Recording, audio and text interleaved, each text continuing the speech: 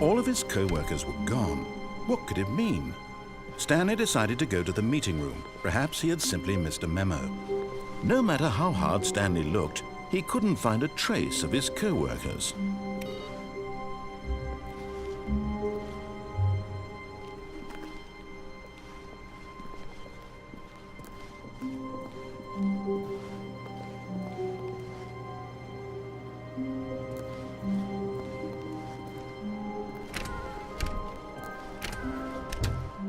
Oh, and I guess this is where Stanley felt he needed to be right now, in this little hallway. Here, with no distractions, to study room 417. Not to actually enter it. No. That would be far too forward. Stanley wanted to know it from the outside. To see it not just with his eyes, but with his heart. He would know room 417 as no man or woman had ever known an office before.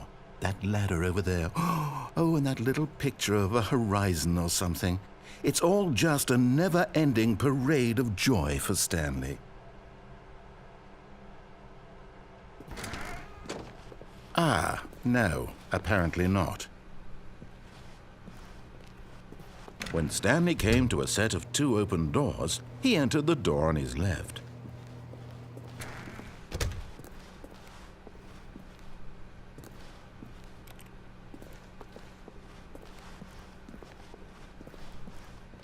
Yet there was not a single person here either.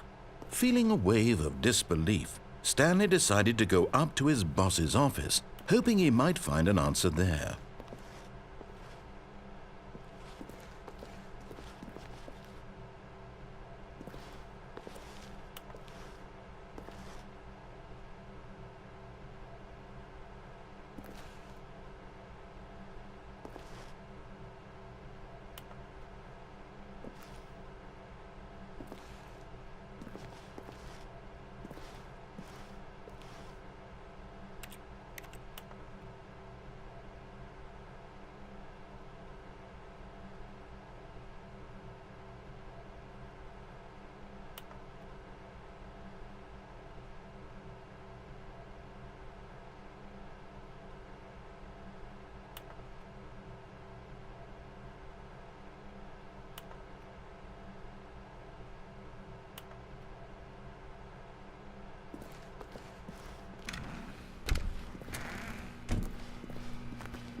Stanley stepped into the broom closet, but there was nothing here, so he turned around and got back on track.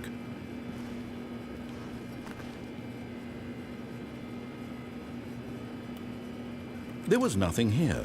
No choice to make, no path to follow, just an empty broom closet. No reason to still be here.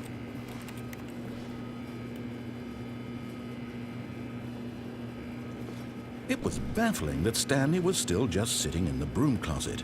He wasn't even doing anything. At least if there was something to interact with, he'd be justified in some way. As it is, he's literally just standing there doing sweet FA.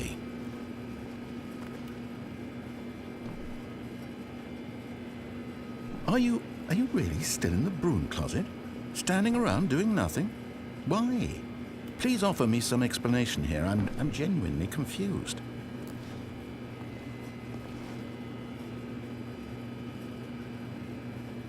You do realize there's no choice or anything in here, right?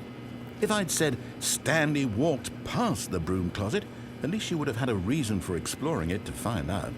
But it didn't even occur to me because literally this closet is of absolutely no significance to the story whatsoever. I never would have thought to mention it.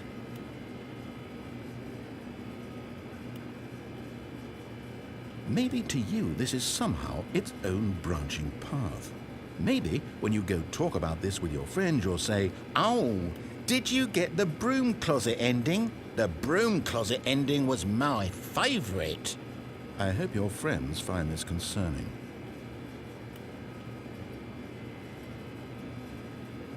Stanley was fat and ugly and really stupid. He probably only got the job because of a family connection. That's how stupid he is. That or with drug money. Also, Stanley is addicted to drugs and hookers. Well, I've come to a very definite conclusion about what's going on right now. You're dead. You got to this broom closet, explored it a bit, and were just about to leave because there's nothing here, when a physical malady of some sort shut down your central nervous system and you collapsed on the keyboard. Well, in a situation like this, the responsible thing is to alert someone nearby so as to ensure that your body is taken care of before it begins to decompose. Hello? Anyone who happens to be nearby? The person at this computer is dead. He or she has fallen prey to any number of your countless human physiological vulnerabilities. It's indicative of the long-term sustainability of your species.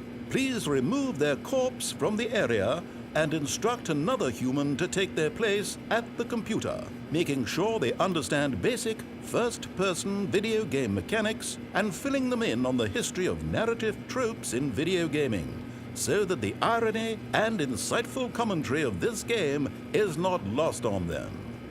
All right, when you've done that, just step out into the hallway.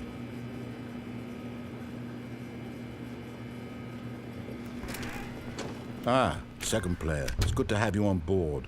I guarantee you can't do any worse than the person who came before you. You too? Unbelievable. I'm at the mercy of an entire species of invalids. Perhaps there's a monkey nearby you can hand the controls to. A fish? Fungus? Look, you can hammer out the details. I'm not particularly picky. I'll just be waiting for when you're ready to pick up the story again.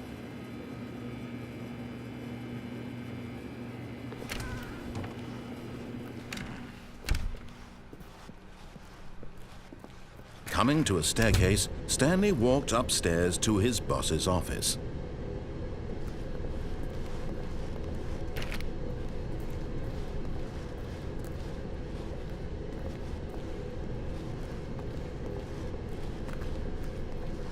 But Stanley just couldn't do it.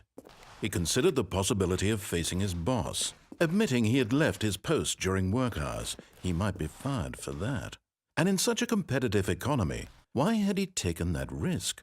All because he believed everyone had vanished? His boss would think he was crazy.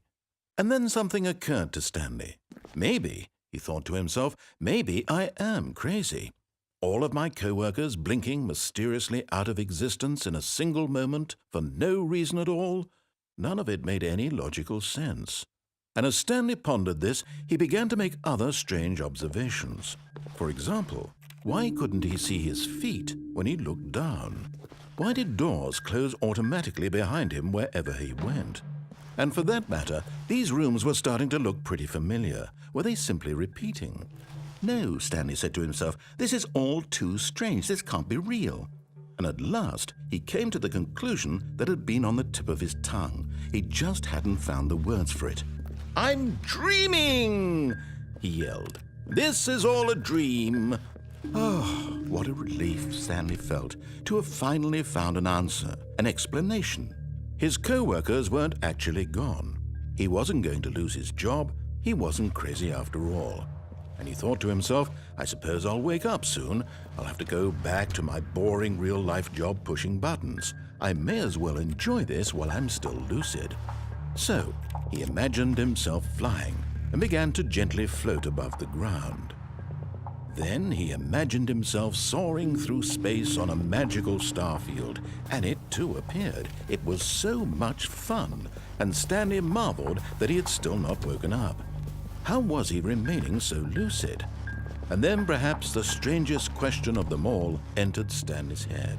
One he was amazed he hadn't asked himself sooner. Why is there a voice in my head dictating everything that I'm doing and thinking? Now the voice was describing itself being considered by Stanley, who found it particularly strange. I'm dreaming about a voice describing me, thinking about how it's describing my thoughts, he thought. And while he thought it all very odd and wondered if this voice spoke to all people in their dreams, the truth was that, of course, this was not a dream. How could it be? Was Stanley simply deceiving himself, believing that if he's asleep, he doesn't have to take responsibility for himself? Stanley is as awake right now as he's ever been in his life. Now, hearing the voice speak these words was quite a shock to Stanley. After all, he knew for certain, beyond a doubt, that this was in fact a dream. Did the voice not see him float and make the magical stars just a moment ago? How else would the voice explain all that? This voice was a part of himself too. Surely, if he could just... He would prove it. He would prove that he was in control, that this was a dream. So he closed his eyes gently, and he invited himself to wake up. He felt the cool weight of the blanket on his skin, the press of the mattress on his back, the fresh air of a world outside this one. Let me wake up, he thought to himself. I'm through with this dream. I wish it to be over. Let me go back to my job. Let me continue pushing the buttons. Please, it's all I want. I want my apartment, and my wife, and my job. All I want is my life exactly the way it's always been. My life is normal. I am normal. Everything will be fine. I am okay.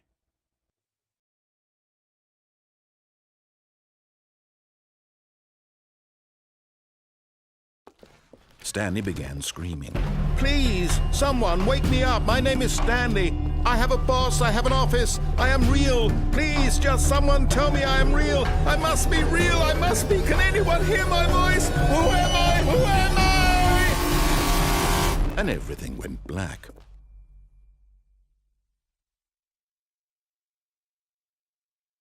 This is the story of a woman named Mariella. Mariella woke up on a day like any other. She arose, got dressed, gathered her belongings, and walked to her place of work. But on this particular day, her walk was interrupted by the body of a man who had stumbled through town talking and screaming to himself, and then collapsed dead on the sidewalk. And although she would soon turn to go call for an ambulance, for just a few brief moments she considered the strange man. He was obviously crazy. This much she knew. Everyone knows what crazy people look like. And in that moment, she thought to herself how lucky she was to be normal. I am sane. I am in control of my mind. I know what is real and what isn't. It was comforting to think this, and in a certain way, seeing this man made her feel better. But then she remembered the meeting she had scheduled for that day. The very important people whose impressions of her would affect her career, and by extension, the rest of her life. She had no time for this, so it was only a moment that she stood there, staring down at the body. And then she turned and ran.